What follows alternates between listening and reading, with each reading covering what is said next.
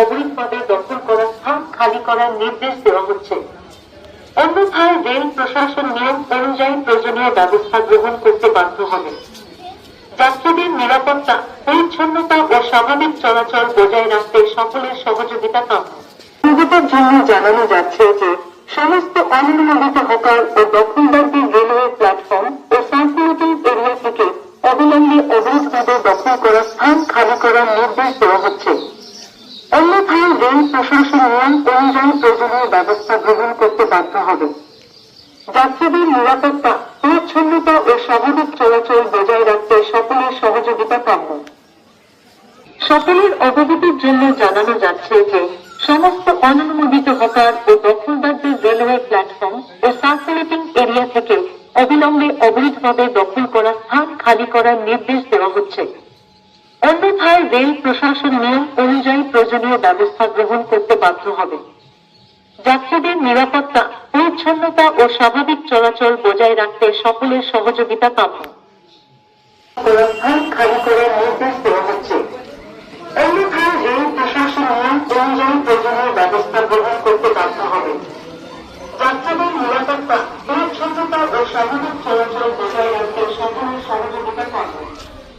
Rail থেকে notice দিয়েছিল, দোকান সরিয়ে নিতে বলেছিল। আমি স্বেচ্ছায় দোকান সরিয়ে নিয়েছি এবং আমার যে কাঠামোটা পড়ে রয়েছে, এই কাঠামোর যে যন্ত্রাংশগুলো যেগুলো রয়েছে ব্যবহারযোগ্য যেগুলো, সেগুলো আমি নিয়ে যাচ্ছি। যদি ভবিষ্যতে রেল আমাকে বসতে দেওয়ার সুযোগ দেয় তখন আমি চিন্তা ভাবনা করবো।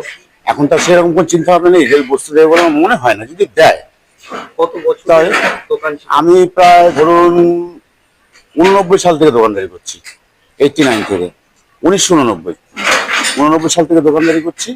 এখনো পর্যন্ত করছিলাম। এখন যা সিদ্ধান্ত হয়েছে, রেলের উন্নয়নের কাজে আমি বাধা দিতে চাই না, আমি তার শরিকও হতে চাই না। রেলের উন্নয়নের সঙ্গে থাকতে চাই সবসময়, সর্বক্ষণ। রেলেরা ভালো কাজ করুক। একদম। এবার কি করবে? দেখি কি করা যায়, ভাবতেই হবে। মানে ধরুন রেলের এই যে সিদ্ধান্ত, আপনি সেটাকে স্বাগত জানাচ্ছেন? 100 বার স্বাগত জানাবো। রেলের জন্য আমি বলছি রেল উন্নয়ন করুক, কিন্তু একটাই কথা আমি বলবো যে সাধারণ গরিব মানুষের চিন্তা ভাবনা করে রেল সমস্ত কিছু চিন্তা ভাবনা করুক। এতে সত্যি বলছি, আমি কেন, আমার মতন হাজার হাজার পরিবার বেঁচে যাবে।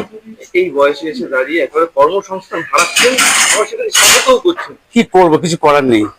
আমি তো আর রেলকে বাধা দিতে পারবো না যে আমি জোর করে, আমার তো আমাদের কেনা জমি না, আমার তো এখানে দলিল নেই কোনো যে আমি এখানে জোর করে এখানে বসে থাকবো, সে ক্ষমতা আমার নেই। বাকি জীবন কি করে খাবেন? দেখি এখন কি করে, উপরবেলা আছে। আর আমি আছে অনেক, এখানে রেলের অনেক বহুত আধিকারিক